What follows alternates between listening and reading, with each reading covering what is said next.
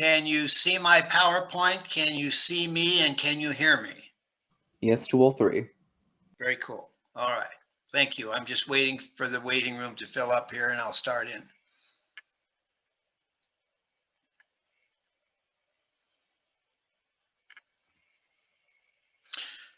So let me mention a few things before I get into the PowerPoint presentation today.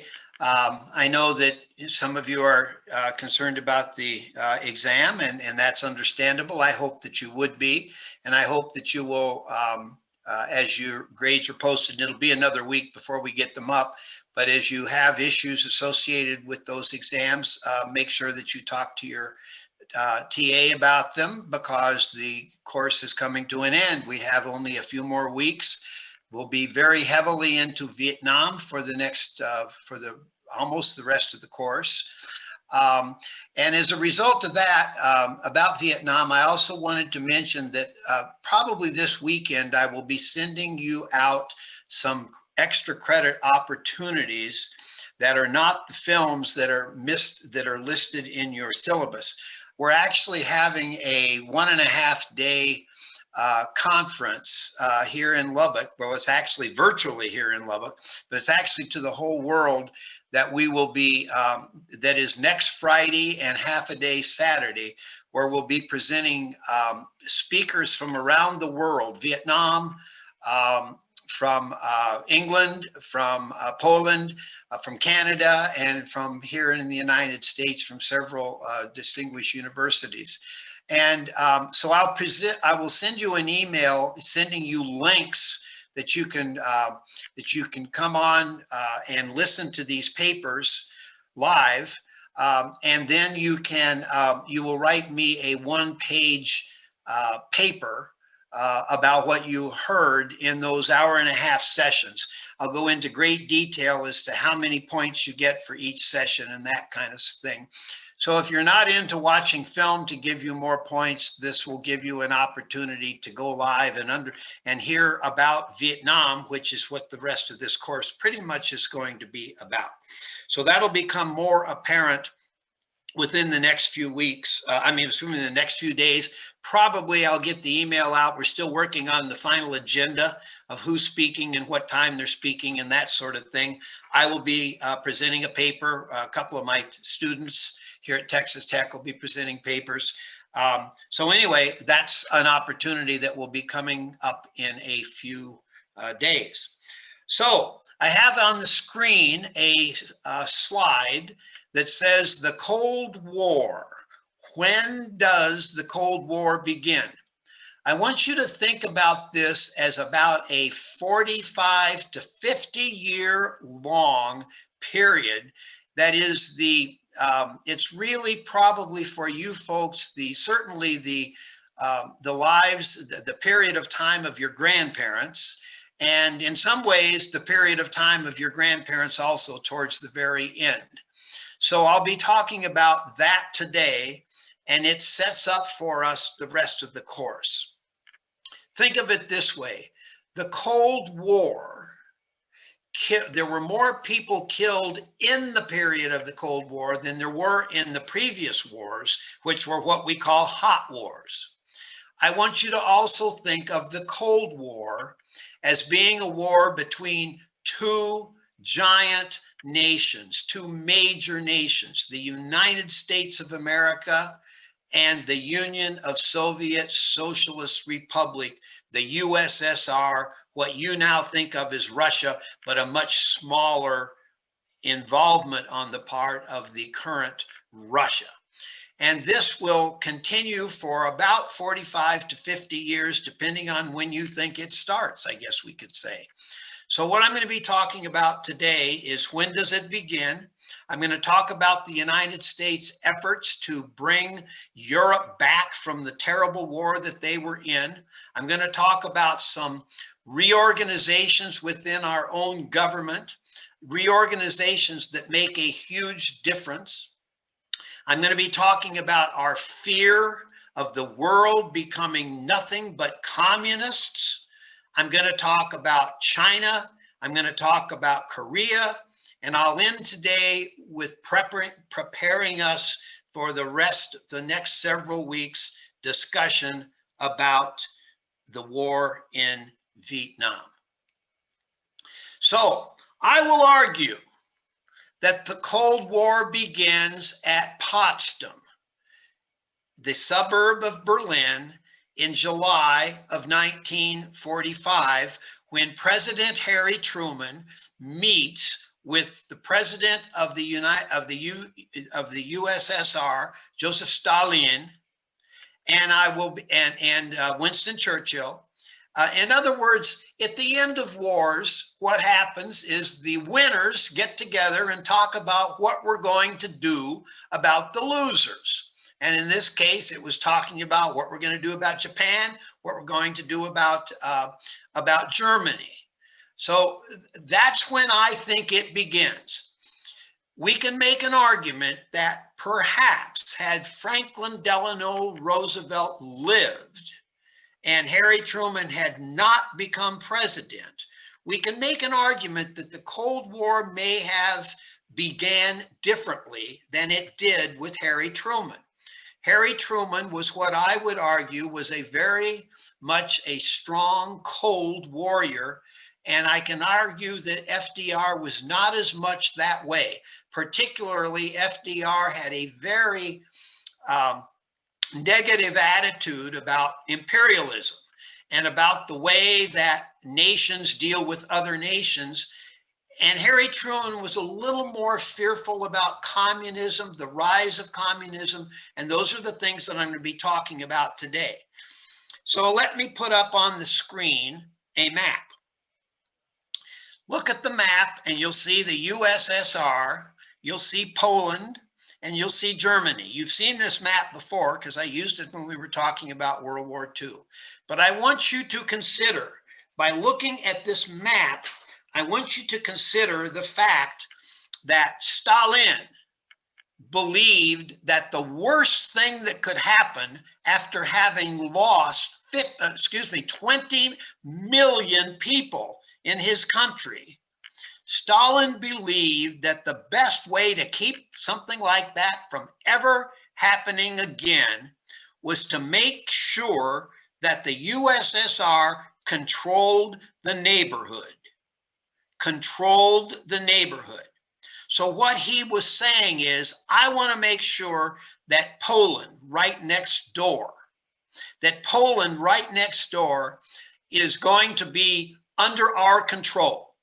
It will be what we call a Warsaw Pact nation. It will be it will be its own country, but we will control it completely. He said the same thing about Germany, but there was a strong pushback from President Truman and from Winston Churchill, Prime Minister of England, that we couldn't have Germany becoming part of controlled by the Soviet Union. So what happened there was essentially a division of Germany. East Germany would be controlled by the Soviet Union and West Germany would be free or democratic. And literally that line was drawn right down the middle of the town of Berlin. Right down the middle. Anyone of you who've been to Berlin, you will know there's still a lot of remnants of that wall. And we'll talk about that over the next few weeks, of that wall having eventually be torn down. But at the time, the USSR was very clear that we had to make sure that Germany was split in two and that half of Germany would be controlled by the Soviet Union. So here is a slide that shows you Winston Churchill, and he's in a town, a little town in Missouri called Fulton, Missouri, at a college called Westminster College. You will see sitting next to him is President Harry Truman, both of them in academic regalia. And the speech is being given since 1946. And this is where Harry Truman invited Winston Churchill to come talk about the future of Europe. And so there is Churchill up there, and he talks about an iron curtain being spread across Europe. On the east side of the curtain would be communism, and on the west side of the Iron Curtain would be free democracy. And he feared that. He said it exists, but the worst part about its existence is we're going to have to deal with this for the rest of our natural lives. And it was true that both Winston Churchill and Harry Truman would never live to see the defeat of communism. So this is where the famous speech takes place, where Churchill identifies it that way, and so does Harry Truman. Now, I can also say that Harry Truman's first meeting with Stalin at Potsdam told him that he was not quite as fearful of Stalin as Winston Churchill was. But as it turns out, he will change his mind about Stalin later on. We can also make the argument that at this time, Soviet Union has been an ally of the British. The Soviet Union has been an ally of the United States and of Australia and all of the allied powers in World War II. And we can make an argument, I think, that, that at this time we didn't know what a bad guy, if you want to use those phrases, Joseph Stalin was. We didn't know about the purge of his own military leaders, for example. That happens back in 1937 and 1938, but we didn't really know about it until about 1945 and 1946. Maybe we knew a little bit more than people are letting on that we knew, and we just needed the Soviet Union as an ally in order to defeat Hitler. But whatever was happening, we do know that Truman has more confidence in Stalin during the war and at the very end than he will about a year or so later, as he sees the actions of the Soviet Union around the world. And that's what we'll be talking about today. In Indochina in 1947, and I've got a map up here of that, I'm going to show you here that you've got the country of Thailand. You've got the country of Thailand. You've got the country, this is Vietnam along this coastline here. And you have Laos. And you have Cambodia here. And this is what is known as French Indochina, because the French have been there for almost 100 years. Now, I'll talk in great detail about that next on Thursday. This is 1947, but what you're going to see is the French have been kicked out of this part of the world by Japan. Japan will occupy all of this during the war, but by 1947, the French come back and occupy, and there is a big pushback by communists within Vietnam at that time. Again, much more detail about that on Thursday. So let me talk a little bit about Europe. The Marshall Plan. Excuse me. The United States will decide that in order to build back Europe, we need to invest money in Europe. Europe is going to be the markets for the United States.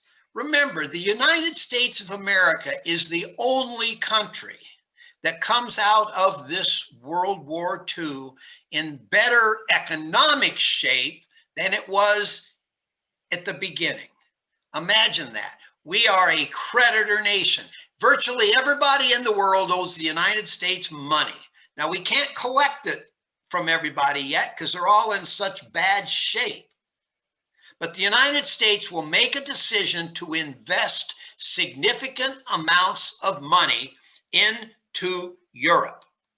Here's a map that shows you, don't be too concerned about the dollars themselves, but you can see by this graph, we invest the most money in in our allies, but not completely just our allies. So we've got money invested in the United Kingdom, in the UK. We've got money invested in France. We've got money invested in Italy. And Italy was certainly not our ally, at least at the beginning of the war. We invest money in East Germany. In Germany, in the Netherlands, Belgium, Greece, money into Turkey. We invest money in all these places. You'll notice that the Soviet Union and Poland and Romania, no money invested in those countries because we made a demand on the part of the Soviet Union that we'll give you money too to rebuild your country.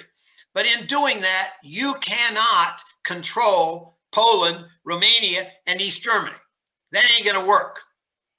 We want you to give up those nations that you think are so important in your neighborhood to control.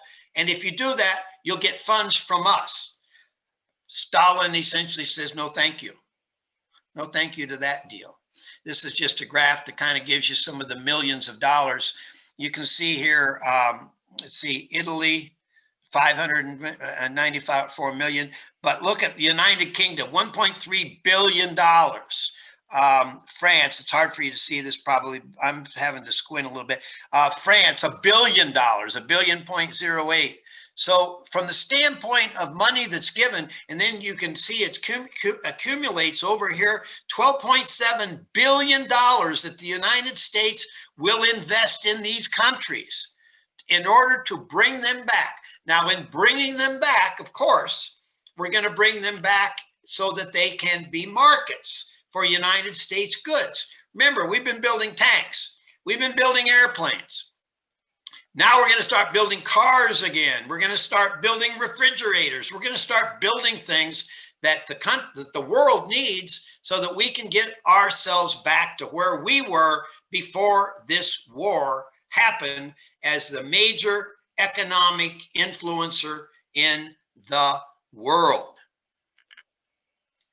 Now, I want to talk about a couple of things that are sort of internal that happen as a result of World War II. As I mentioned when we talked about Pearl Harbor, the United States believed that we were not ready to defend ourselves against the Japanese. And we certainly knew that after a few months of trying to fight our way back into the war against Japan and Germany after the bombing. So we start looking internally and saying we need to change the way we're organized. First thing we're going to do is we're going to create a new department called the Department of Defense.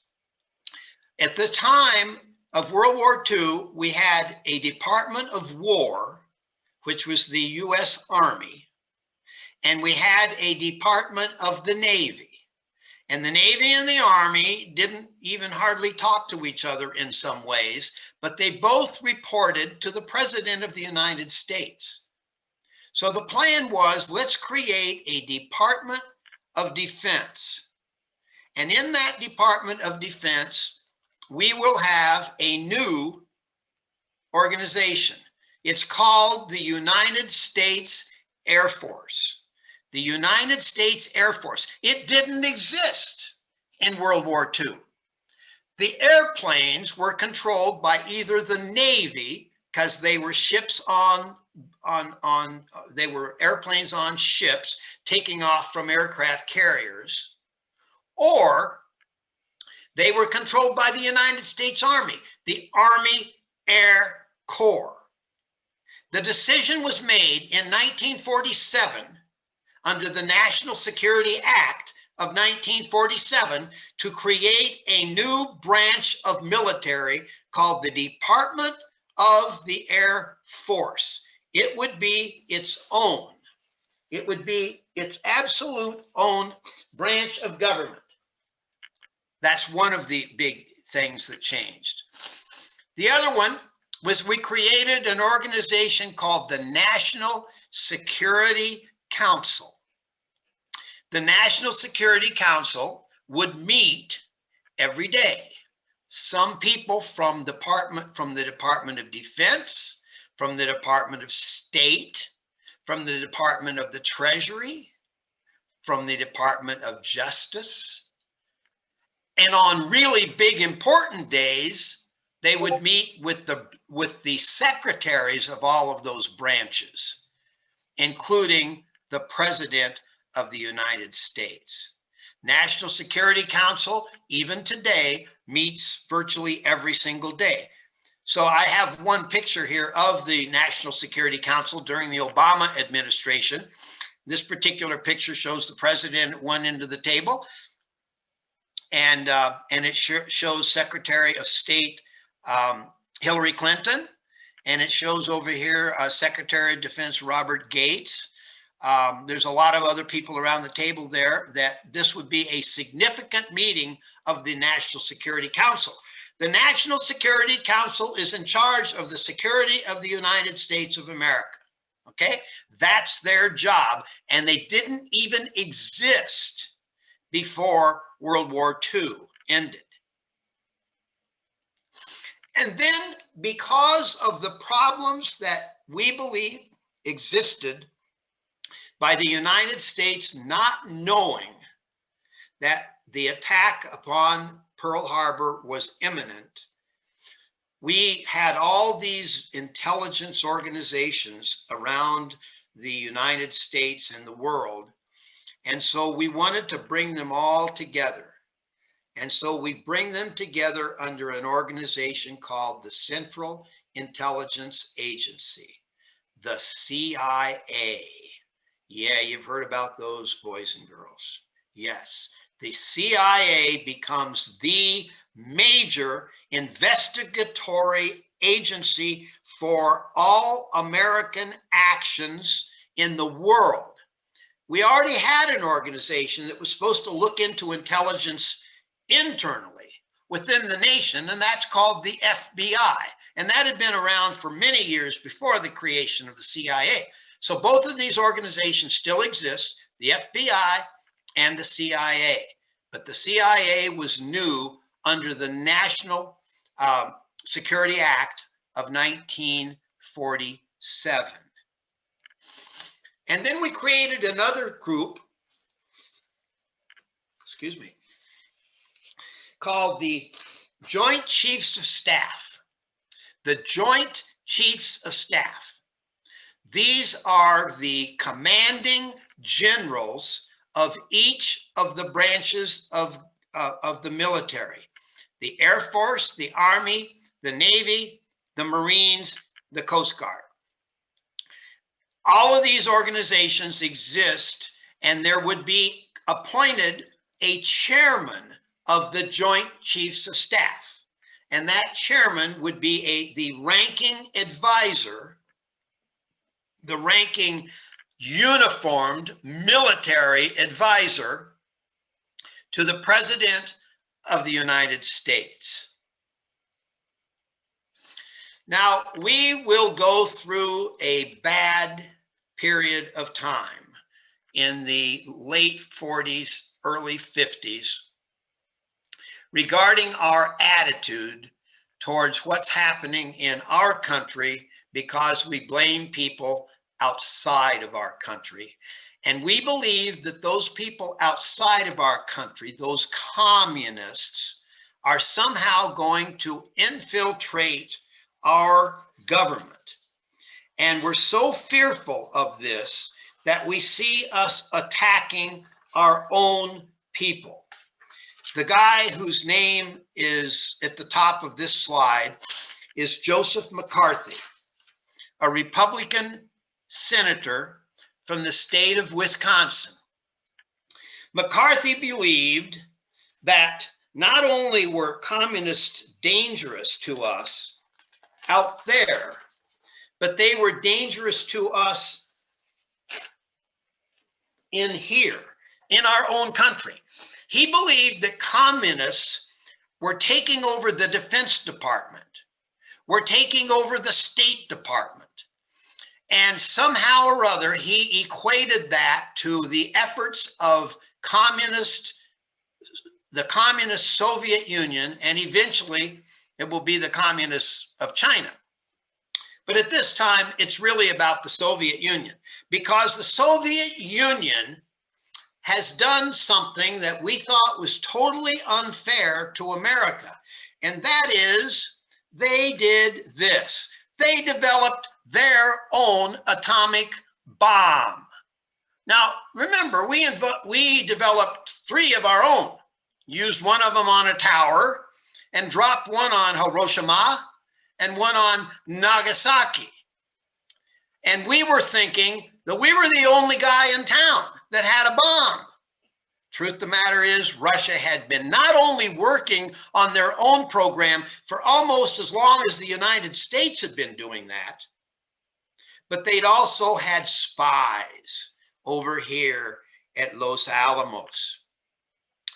So we, the United States, we start looking for villains. We start looking for those people who are causing these problems. And our feeling was that we found a few of them. I have a picture up here of 2 people by the name of, that are married to each other, the Rosenbergs. The Rosenbergs, through some of their contacts that they had at Los Alamos, had been spying on the United States and had been sending some of those plans to the Soviet Union. Now, did it make a difference on whether they eventually had an effective bomb? Probably not, because their spy network was pretty strong, and they had been developing their own plans anyway, way back into the 1920s and 30s. Some ways they were ahead of us in terms of the plans to develop nuclear weapons, but they didn't get it developed in time to use it in World War II. And so we blamed people like the Rosenbergs for this kind of spying effort. And in fact, we will blame the Rosenbergs so much for it that we will actually execute the Rosenbergs for their efforts in spying. The idea being that they were guilty. And probably the husband was, not so much the wife, but the evidence was that they had been involved in spying, and spies should be executed, was the feeling that we had at that time. Now, this organization called the National Security Council will develop theories. They will develop ideas, and they will talk about how does the United States relate to the rest of the world in terms of our efforts to stop communism. In China, while the whole World War II was going on, China, under the leadership, let me see if I have a slide here, under the leadership of 2 different men, let me give you a couple of pictures here. This guy, his name is Chiang Kai-shek. Excuse me.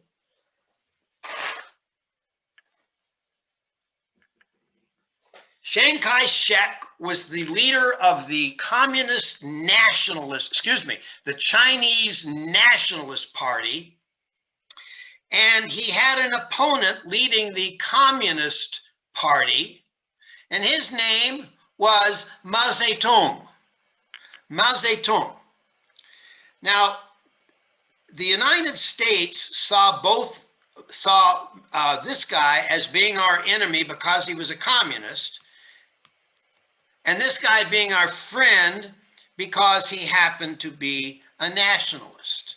And yet at the same time, during World War II, both Chiang Kai-shek and Mao Zedong had provided soldiers to fight against the Japanese, because remember, China was our ally. But Mao Zedong was sort of a guerrilla leader, and his guerrilla men were taking on Chiang Kai-shek, but sometimes they'd both get together and fight together with us against the Japanese. That's how crazy this time was. I always like to put these slides up because back in 2012, I taught in China. And I was trying to put these slides up, and I could find this slide everywhere. They don't have Google in China. So I could find this picture was fine. You can see how this man is kind of wearing commoner's clothes. Chiang Kai-shek, not exactly commoner's clothes, got his nice military uniform going here and all the medals and everything. And I tried to find a picture of Chiang Kai-shek, and it was not allowed. This picture was not allowed to be on their equivalency of Google. So I was living in Vietnam at the time, and so I texted my Vietnamese friends in communist Vietnam and asked them to send me a picture of Chiang Kai-shek off of their Google version over in Vietnam. And so they sent me this. So when I was doing my speech, my PowerPoint lecture in China, I put both of these slides up, and I put this one up, and I hear this audible gasp. Oh, take that down. You can't put that picture up here. He is an enemy of the communist government. So, you know, I'm not one of those people that likes to be told what to do. But anyway, we got this going on. China has got a communist party, and China has been taken over by its communist party in 1949. Imagine that, the largest country, most populated country in the world is now communist. And we have the Soviet Union communists. We made an assumption in the United States that communism was monolithic, that those who believed in communism, it didn't make any difference whether they happened to be in Asia or in Europe, or my goodness, maybe even in the United States of America. It didn't make any difference. They were all bad guys, bad people. So the National Security Council comes up with a resolution that's called NSC 68. NSC 68. The most important thing for you to know about NSC 68 is this third item that I have on here, the policy of containment. What it said was that the United States of America would make every effort, either militarily, politically, or economically, to contain communism. It didn't say defeat communism.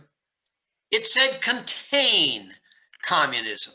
Well, what is the difference? Well, if we're going to defeat communism, that means we're going to go to war every place that it currently exists, and we might not be successful in doing that. But if we can keep the spread of communism from happening in other parts of the world, if we can keep that from happening, then we're okay, because we know what exists in democracy and we know what exists in communism. And as long as that picture stays the same and doesn't expand, then the safety and security of the United States is okay.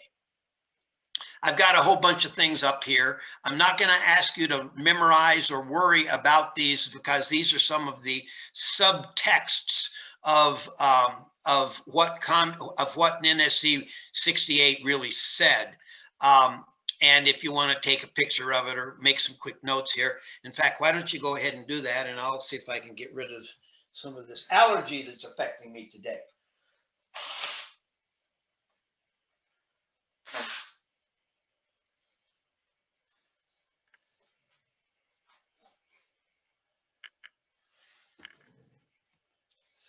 The whole success of the program hangs ultimately on recognition by this government, the American people, and all free people of the world, that the Cold War is in fact a real war in which the survival of the free world is at stake.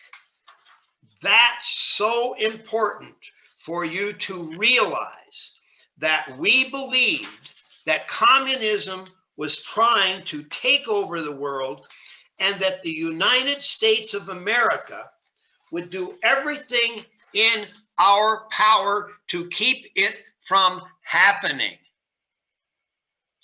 And our guy that's going to lead us through this in 1945, 6, 7, and then he will run for re-election in 1948 and will win that election barely. Barely. It will be one of those elections that at the time seems like the closest election in history. There will actually be several more close elections after that, including the one in 2000 with President Bush, and then another one a few years later, and then we can certainly make an argument that the one that we had this year was very close. But Harry Truman is going to lead us in this effort against communism.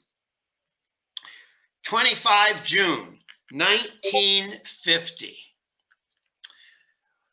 Under the at the end of World War II, there was a resolution passed by a new organization called the United Nations. Remember, we talked about the League of Nations a few weeks ago? Well, that didn't work, but we now have a United Nations, and not only has the United States become part of the United Nations, we even said we will allow it to, we'll sponsor it. You can put it right here in New York City. So from our perspective, we are a big player in the United Nations. Now, the United Nations make a lot of criticisms about the United Nations, whether it works and all that kind of stuff. But if nothing else, the United Nations talks. The United Nations gets the world leaders together and ambassadors to talk about problems. Well, on 25 June 1950, there will be a first test of this new organization called the United Nations, when North Korea will invade South Korea across the 38th parallel. The 38th parallel was the dividing line between communist North and free South. Seoul, Korea, just across the border of the 38th parallel. This will be a first test of the United Nations. Now, President Truman does a very interesting thing. This is in June of 1950, and the Congress of the United States is not in session. But President Truman could have called them back into session, because what happened when Pearl Harbor happened? President of the United States got the Congress together and we declared war. We declared war on Japan. But instead of doing that, President Truman doesn't ask to declare war on North Korea. Instead, what he does is he goes to the United Nations and he asks for authority under the rules of the Security Council. The Security Council is made up of permanent members, of which one of those permanent members is the United States of America, and one of those permanent members is the Soviet Union. Well, the Soviet Union has boycotted the United Nations, and they've boycotted the United Nations because the United Nations would not admit China into the United Nations, because the theory was that China had, that the Communist Party of Mao Zedong had taken over the country by force, and that was against the charter of the United Nations. And as a result of that, the Soviet Union boycotted boycotted the United Nations because they would not admit China. We call the Korean War the first proxy war of the Cold War, meaning that the communists are going to fight the free people, but we're not going to fight it between the United States and the Soviet Union. It's going to be fought by allies. In our case, the South is our ally, and the North is the ally of the Soviet Union and China. Proxy war. Well, We aren't fighting the Russians. We're not fighting the Soviet Union, but we will end up fighting China because China will come in on the side of the North Koreans. We will come in on the side of the South Koreans. This war that we call the Korean War was called by President Truman not a war, it is a police action. What he meant by that is, I don't want the United States of America to declare war because that would mean the Soviet Union and the United States would probably go to war in World War III. This also becomes the first of what will be every single war that takes place since World War II. Every single war in the world that the United States has been involved in will become known as limited war. Limited war, meaning that we don't declare war, and in some ways we don't even identify what victory means. To give you an example, let me see if I've got a screen. Yeah, here's the screen. Here's the 38th parallel. And right across here, find my screen. Yeah, there's those 38th parallel. South Korea, Republic of South Korea. And here is the Democratic People's Republic of Korea. Well, guess what? This war goes on for about 3 years. We can make an argument that it's still going on today because there has never been a resolution of this war. And there is a line drawn at the 38th parallel. Kim Jong-un, the leader now, will be the guy that, met with Trump, President Trump a couple of times and fires off missiles now and then. One of the 5 communist countries of the world that's still left. But that armistice that ends the war in 1953 just means the fighting stopped. There has never been a resolution of the Korean War. And this guy, General Eisenhower, and you remember him as the supreme Allied commander of the European theater. Well, in 1952, he will run for the United States, to be president of the United States. He won't run against Harry Truman because Truman has decided not to be a candidate in 52. He's had all the president stuff he wants. Ike, as he's referred to, at the time is the president of Columbia University in New York City, not even a military job. He'd retired from the military. And Ike was one of these guys that did not know whether he was a Republican or a Democrat. He'd been in the Army all of his adult life, graduate of West Point, went off to fight wars, served in World War I, served in between the wars. And Ike didn't even know what politics was. In fact, we don't even know for sure that Ike ever voted. He'd been in theater for so long and not been home very much, but he didn't even think like a politician. He was approached by the Democrats and the Republicans to become their standard bearer because he was the most popular man in America. Well, he decided he didn't want to run as a Democrat, and he didn't really want to run at all. He was sort of drafted into the job. But there was a guy down in Ohio by the name of Robert Taft. He was actually related to William Howard Taft that we've talked about before. Robert Taft believed in isolationism, and you've heard me talk about isolationism a lot. He believed that the United States didn't have any business being out there in the world doing anything, that all we had to do was protect our borders and we would be fine. It so bothered Ike that he said, okay, I'll tell you what, if you think that Robert Taft is going to become the standard bearer for the Republican Party and he might get elected, because remember now, we've had Democrats in office from 1932.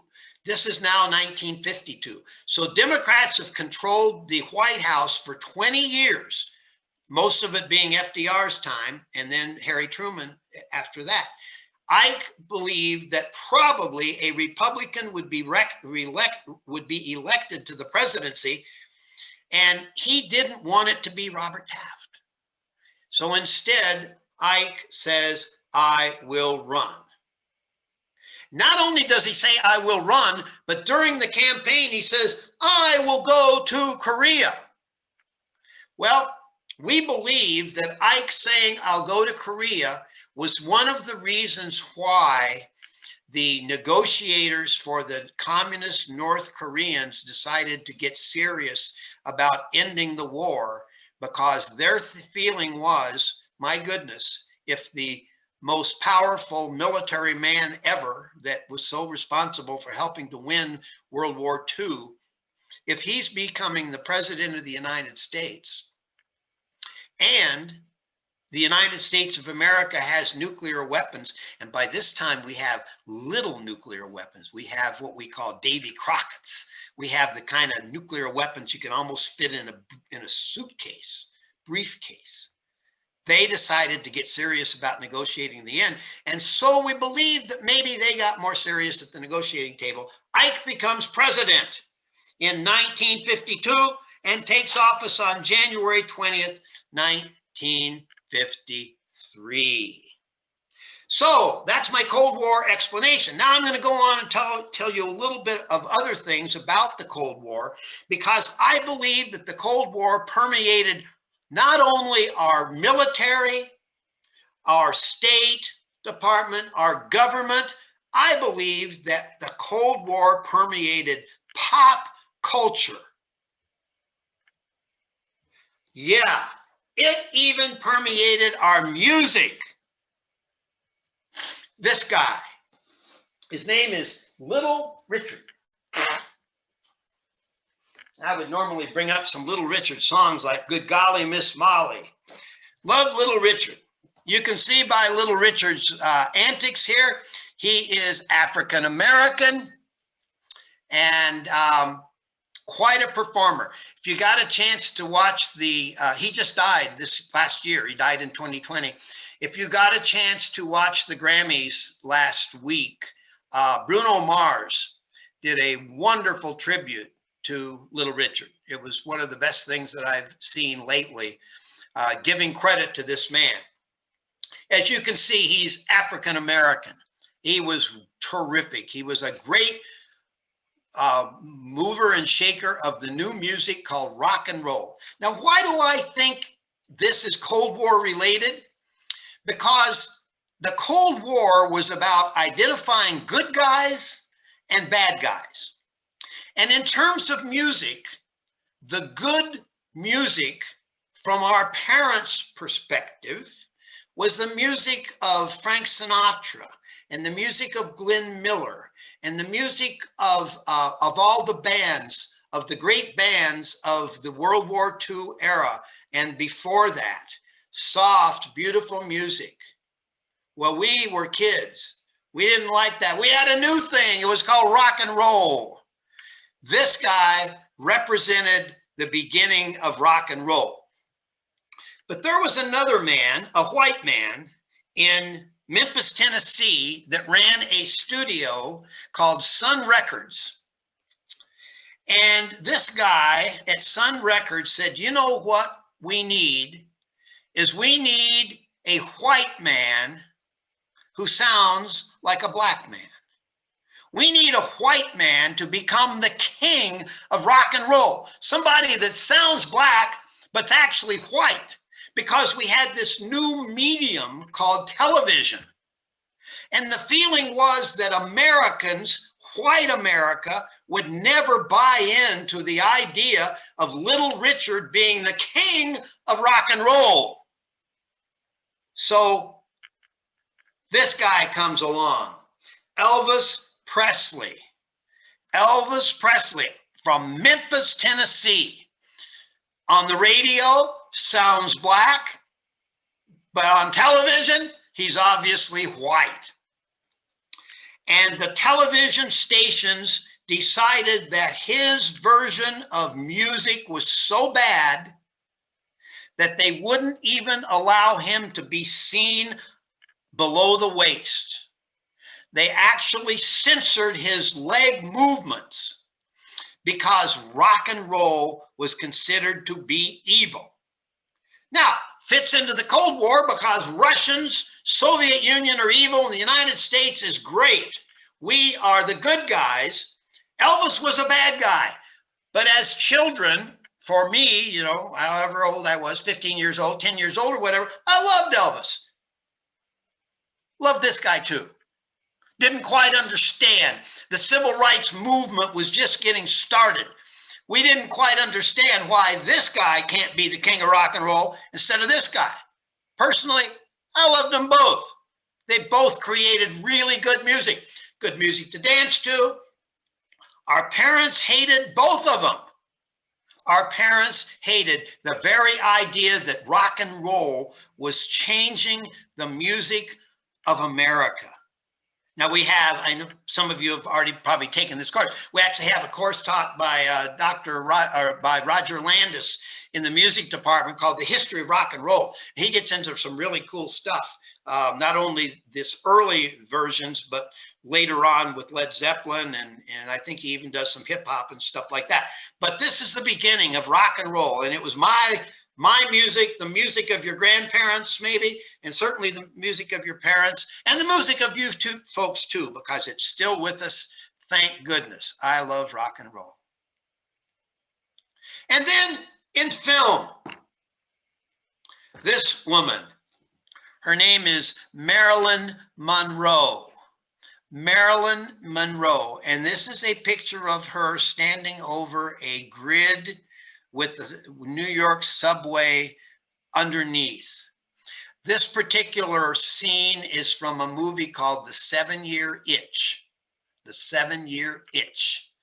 And it's a movie that portrays a salesman who lives next door to Marilyn, and his wife and kids, young kids, go on vacation, leaving him alone in the apartment complex next door to this beautiful woman, Marilyn Monroe.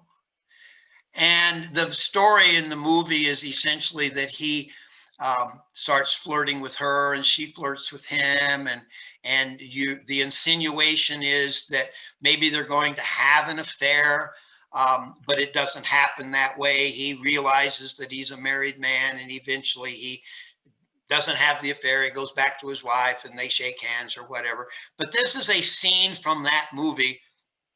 And I say it's all part of this good guys versus bad guys. We think that that man is about to be bad, but he turns out to be good because he's an American. Even though we know that there are studies being done at this time, this is the mid-50s. We know that there are studies being done, one of them particularly called the Kinsey Report, that very clearly identifies that a whole lot of men are having affairs, and surprisingly, women are having affairs too. And we don't know as much about the women having affairs, but we know a lot about the men. And so it's kind of one of those kind of silly things that this movie would portray in this way. But I think it's another one of those signs of how the Cold War influences even pop culture. And then there were these movies, Them, a horror horde of crawl and crush giants clawing out of the earth from mile-deep catacombs. This is a movie about ants that become so big because we're testing out in the desert, we're testing with atomic weapons. And these atomic weapons are actually causing ants to grow big and attack people in towns. Yeah, how cool is that? And how about Invasion of the Body Snatchers? Now, this has actually had a remake in later years, This was also one of those movies that you watch and you get scared because, oh my gosh, these are people coming from Mars. These are coming from another planet, and they're coming down here to take over the world. Yeah, okay, fine. And they're probably when they get here, they're going to become communists, you know? And then there's this new thing called television. And here is a movie called, or a television series called Gunsmoke. Now you'll notice that this guy, his name is Arnett, James Arnett. You'll notice the color of his hat is white. And when he stares down a gunslinger, we're going to have a gunfight here. You'll notice that he's got his back to us and he's wearing the white hat or the gray hat. We didn't have color television yet. We had black and white television. He's got his white hat on, and look at the man, he's staring down. He's got a black hat on because he is a bad guy. How about that? And there we go. Woo! How about that?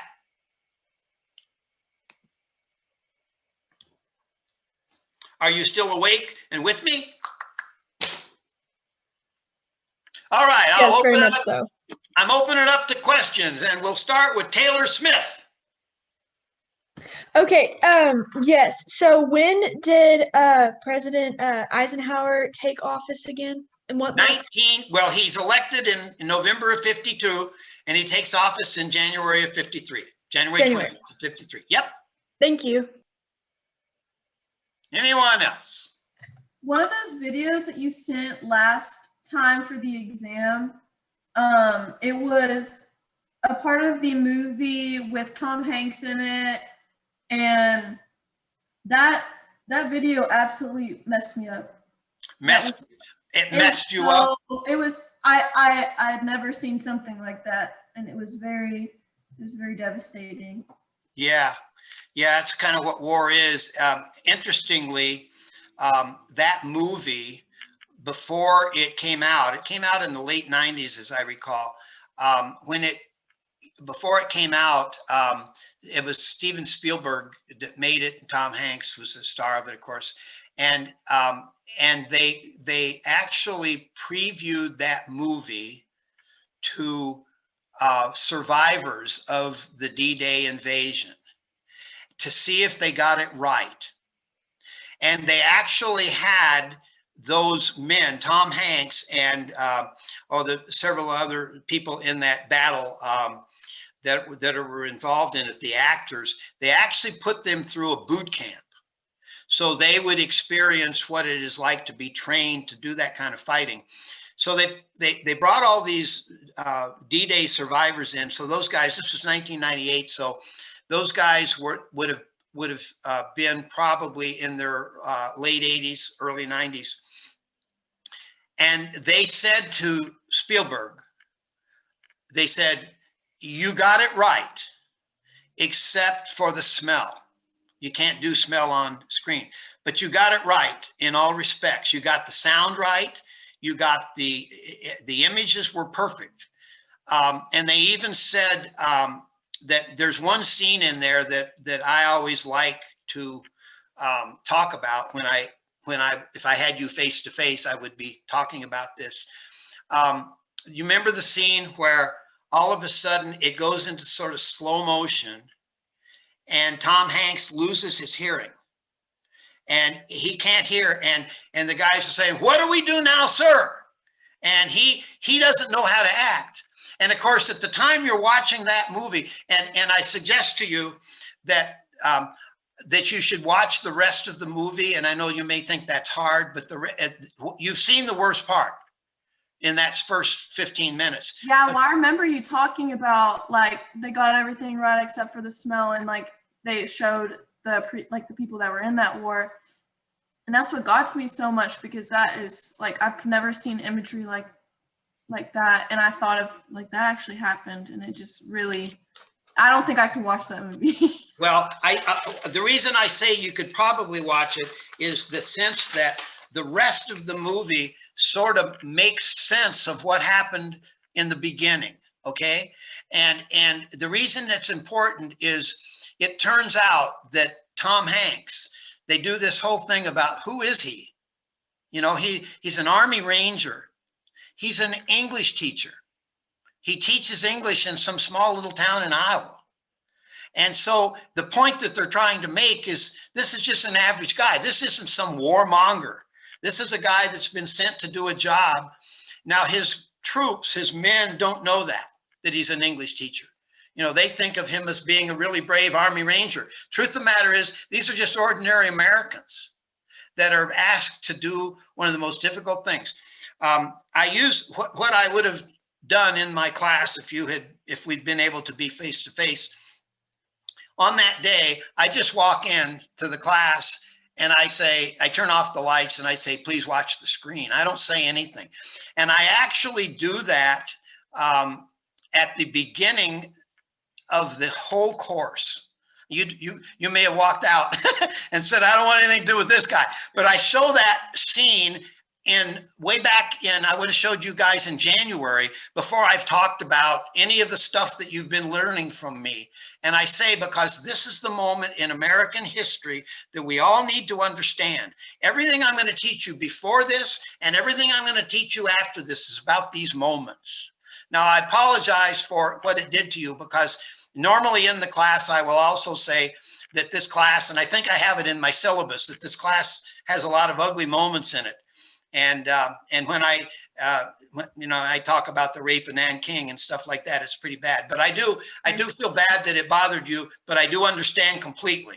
Okay, I really do. But if you can bring yourself, I think you would. I'll tell you what you would like about the movie is you'll like the ending. It sort of has a happy ending, if you want to call it a happy ending. There are some people that live through it, but it's a good movie. It's a well-done movie. That year, it was actually up against two other movies for Academy Award for the best movie of the year. It was up against a movie called The Thin Red Line, which is about the Japanese theater in World War II. But the movie that won the Academy Award for Best Movie that year against two war movies was a movie called Shakespeare in Love with Gwyneth Paltrow.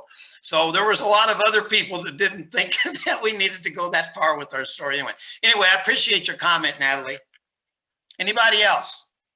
I just want to Kevin. ask, I noticed that you didn't touch on, wasn't there a counter-revolution in China?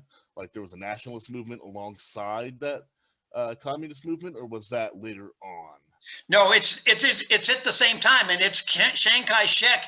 It's really an insurgency on the part of Mao Zedong against the existing nationalist government of Chiang Kai-shek. So they're the counterinsurgents, and Mao Zedong is the insurgency, and he will be successful, but not until 49. And that war has gone on for 12 years. Just to give you an idea, about 5 million people killed. So we can make the argument that the Chinese Civil War is probably the third greatest war in the history of the world, behind World War II and World War I, probably greater than the American Civil War, where we usually say about 600,000 were killed. So it's a huge war, and it's going on at the same time that World War II is going on. Yep. Was that the same group that ended up going to what was called Formosa but became Taiwan? Yeah. Yes. Well, what happens is Taiwan will. They don't exactly secede. They both kind of say, "Hey, we're China" at the same time, and then it's been continually. I've been to both mainland China and Taiwan, and there's some really interesting cultural differences, and I like it. I've been to the top of Taipei 101. There is, absolutely, but we can also make the argument that the rest of the world hasn't helped the situation any as to whether there is one China, because the United States has grappled with whether there is one China, and yet at the same time, we say you better not interfere, mainland, you better not interfere. And then, of course, if you add to that, and I'm sure you're knowledgeable about this, if you add to this the British role in Hong Kong, And so the British give up Hong Kong in 2000. They actually give it up in like 1980 and say, we're going to give it up in 2000. And then what happens is mainland China has to deal with how to deal with Hong Kong. So yeah, very interesting stuff. Any of you that are interested in Chinese history, we have a really good Chinese historian here by the name of Laura Calkins that teaches Chinese history at both the undergraduate and graduate level. And she's terrific. So if you want to take more courses, someone like you, Kevin, that knows about that stuff would really enjoy her, I think. Yeah, I'd actually be pretty interested in that, mainly because my dad has a lot of business there. So I kind of like knowing some of the history of that area. Thanks for that. Well, I was invited to teach in China, and the topic they asked me to teach about was the relationship between the United States of America and China during World War II. So I had all these charts and everything going, and I taught both a graduate and an undergraduate course. And you can imagine, I started my lecture series with 1882 Chinese exclusion law. So, it's like, whoa, that's pretty bad. Yeah, it's pretty bad. So yeah, very good. Anyone else? Questions? I got a question. Yes, Charlie. Do you mind throwing the PowerPoint back up? I missed the McCarthyism slide. Oh, let me see here. McCarthyism.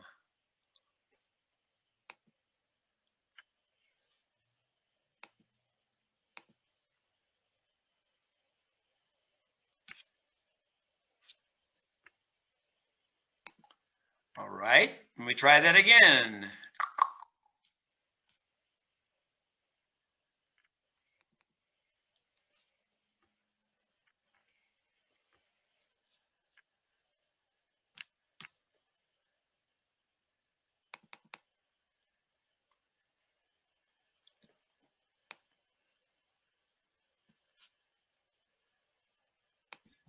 Thank you. I'll let you know whenever you can take it off.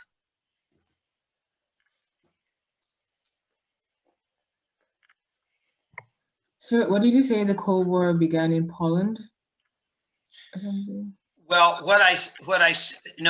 it began in Potsdam, not Poland, Potsdam, and that's a little suburb of Berlin. And I say it started when we had that meeting to resolve the issues associated with World War II after the defeat of Hitler. So it's in July of 1945. Thank you. And not everybody agrees with me on that, but that's a good thing to argue, because are you done, Charlie? Yes, sir. Just finished. All right. The reason that I think that's important, who asked that question? Me, Juanita. Oh yeah, there you are, Juanita. Okay. The reason that I think we have to ask the question as to when it starts is because a lot of people will try to make the argument that we're still friends of the Soviet Union at that time. But it's when all of this stuff starts, when we say they're the bad guys and we're the good guys.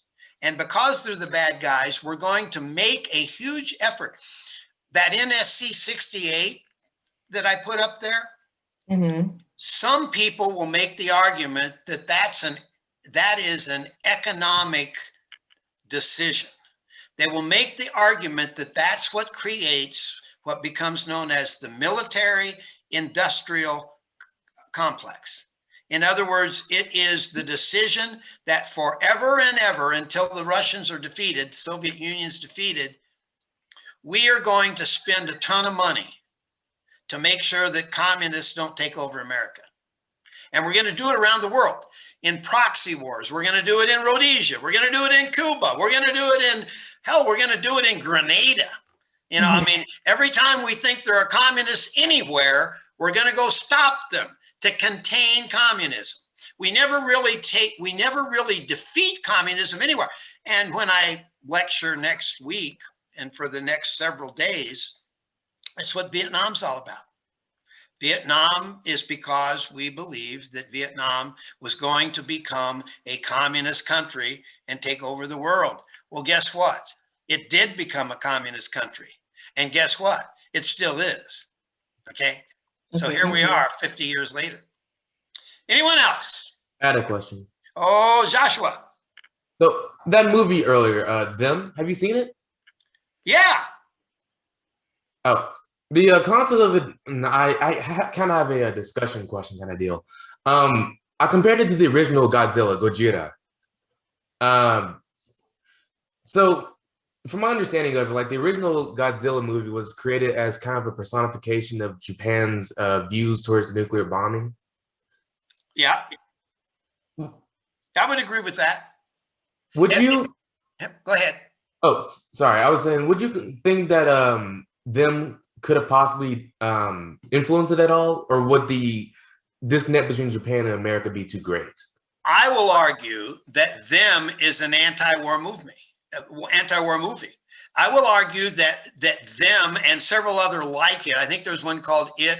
They came from outer space. There's a whole bunch of them, and I will argue that yes, there were people in Hollywood that were saying at the time when we don't just have 3 atomic bombs. We're going to start building hydrogen bombs and neutron bombs.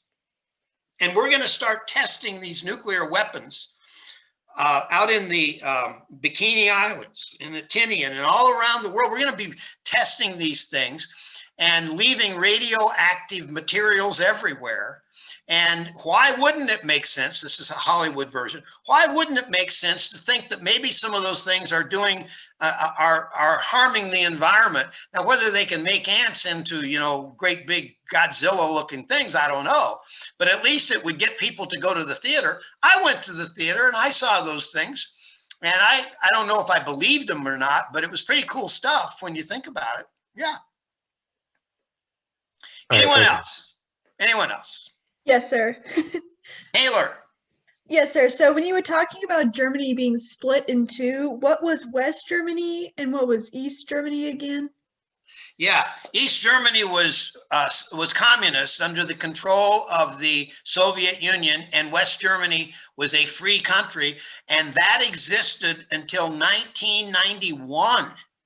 And the fall of the Berlin Wall takes place in 1991 when the Soviet Union goes out of business. I actually give a lecture, it'll be almost towards the end of the course, where I give a lecture on the fall of the Soviet Union and the rise of democracies around the world. And that's like during the end of the Reagan administration, the beginning of the Bush administration. And I think I usually take it all the way up to President Obama. I get so wrapped up in the stuff I'm teaching now, and you're going to get probably sick of, some of you might, of Vietnam, I'm going to talk about so much, that I don't always get to the very end of some of these things. But that's it. What else? Thank you. Anybody else? Okay. Yeah, Joshua? I just have a personal question for you. So you've been to a lot of different countries, right? I think of what? Different countries? Yeah. Personally, how much of a foreign language do you think you need to know before you're able to visit it? Any country? Yes. You don't need to know any foreign language to visit most countries, and the reason for that is because English is the basic language of almost every country. Having said that, I think it's wonderful to have what I call, not a working vocabulary exactly, but a vocabulary that allows you to say hello and goodbye and thank you and please and stuff like that, because it shows respect for those countries that you are visiting. I was fluent in Vietnamese when I went to Vietnam as a soldier. And then I lost it for many years because I didn't use it. And then when I went back as a Fulbright scholar back in 2012, I studied for a year to get fluent again, to get some vocabulary that just wasn't about calling in airstrikes and things. And I was able to do that. And so when I go to Vietnam now, I can talk to people in restaurants. I know how to order food. I know how to order a lot of things. But it's mostly about showing respect for a country. You can buy yourself a little Well, hell, you can do it on your phones now. You know, you got it all on your phone, all the languages. So I think it shows respect. That'd be my answer to that. All right, thank you, sir. Anyone else? Well, very good. Well, I appreciate you staying with me, as many of you do each Tuesday or Thursday. This Thursday, I will start the Vietnam lectures, and then next Tuesday, you have a session with your TAs on the book Last Night I Dreamed of Peace. So make sure you read that book. And then the following Thursday we don't have class.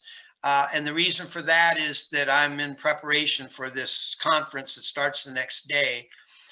So you can use that day off to start writing your essays that you have to write for your on either Johnny Got His Gun or Flapper or Last Night I Dreamed of Peace. Okay, that's what I suggest that you do with that extra time that you don't have to worry about this class.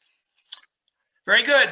Nice seeing all of you. I will see you all again this Thursday at 3:30. Take care now.